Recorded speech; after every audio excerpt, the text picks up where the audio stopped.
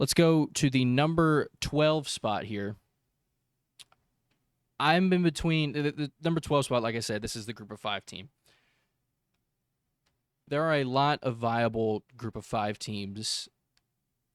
There's really like a handful. There's really like a handful. There's like five. Um, and I'm down to three.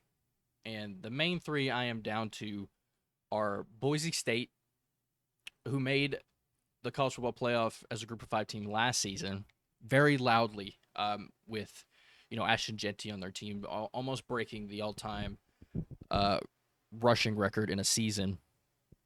Jeanty was an absolute animal last season. At first, I was one of those people that said he was robbed of the Heisman Trophy. You could make a very good argument that Ashton Jeanty should have won the Heisman Trophy last season. But I've come around to saying that Travis Hunter did deserve it. I really don't think we'll see anybody like Travis Hunter ever again in the collegiate level. I just don't. I'm in between. Boise is one of the first teams I'm in between here. Boise, like I said, is coming off a college football playoff appearance last year in 2024. I think they are the consensus favorite to repeat at playoff appearances. Like I said, they did lose some key players like Ashton Jeanty, edge rusher Ahmed Hassanine. I apologize if I mispronounced that, and wide receiver Cam Camper. Spencer Danielson did, third-year head coach, did add some key guys like Malik Sherrod from Fresno State and returning back Sire Gaines. And they're returning 4 of their 5 offensive linemen from last season, led by Cage Gacy. Maddox Madsen also returns at quarterback. Was all right last season. I don't think he was necessarily spectacular. He definitely didn't, carry them and win them games sometimes. But he is a good quarterback, especially for the Mountain West and for Boise State. This is a retooled team. They did lose. They didn't lose as much as you think they would after a team that made a playoff appearance. Like the last group of 5 team that made a playoff, Cincinnati, they lost literally everybody. So Boise State didn't lose as much as I believe is making them out to have lost. But yeah, I think their key games this year, they play at Notre Dame this year, which is going to be a really, really tough game. Notre Dame is also a team that lost a lot, and they play at South Florida week 1, I believe. South Florida is not just, a terrible team. That they're coming up.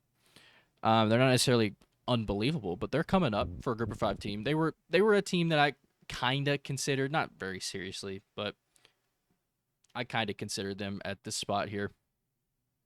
Yeah, Boise, the favorite to, repeat as the group of 5 representative in the college football playoff this season. But like I said, I was in between 3 teams here, and the second team I was considering here is Navy, an American Conference team. Navy had a really, really good season last year, beating my Tigers. You can't really see it in the screen here, representing in the hoodie here. Navy started 6-0 last season, started very, very strong. They did ultimately end up missing the American title game. They did beat Army last year in the Army-Navy game, but they did finish with 10 wins. They beat Oklahoma in the Armed Forces Bowl. They are returning a ton of production from last season, mainly quarterback Blake Horvath, and their fullback Alex, is it Teka? I don't know how to say that. I apologize. But you guys know how it's spelled. Alex, Tecza. Just an unbelievable spelling, but also an unbelievable player. Unbelievable spelling for unbelievable player. There are 2, lead backs in the backfield, like at quarterback and at fullback / running back. You know how they do things. They bring back both of their coordinators. Drew Cronick was just a great coordinator for them last season, had one of the best offenses in Navy history, and had a really, really good defense. They were 3rd in the American in defense last season. They also, one of their key games, they also visit Notre Dame this season. They play Notre Dame every year, but they go to Notre Dame this year. It's going to be a tough game for them, and they play at Memphis.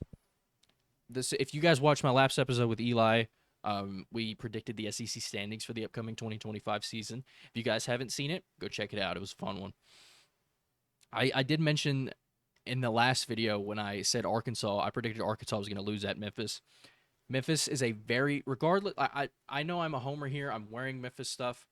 I have Memphis stuff in the background.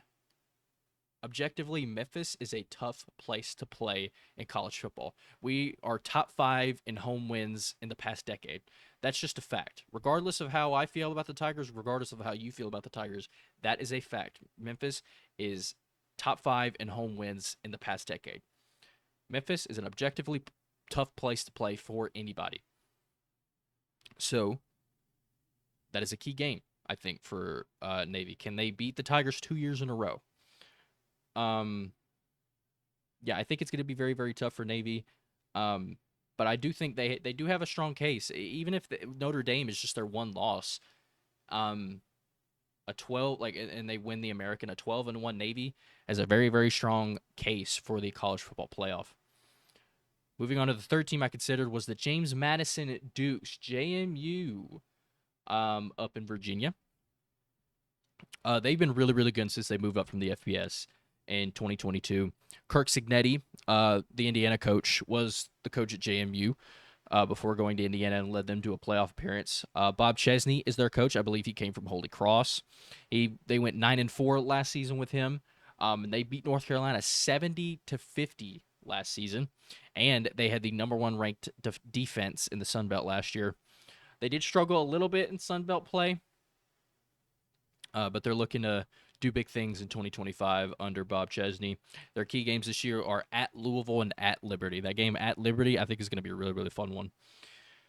I do think JMU has a very, very, very strong, they have a very strong chance to make the playoff if they run the table.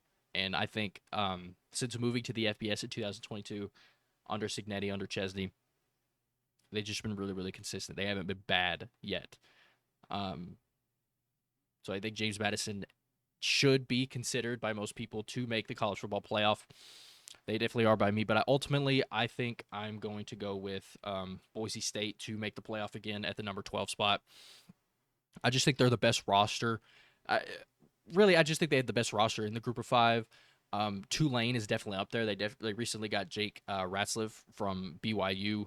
They have a ton of quarterbacks in that room. It's going to be I don't necessarily know if Ratzliff is going to outright win the job because he did get there so late with the whole weird situation he's got going on at BYU, or he had going on at BYU.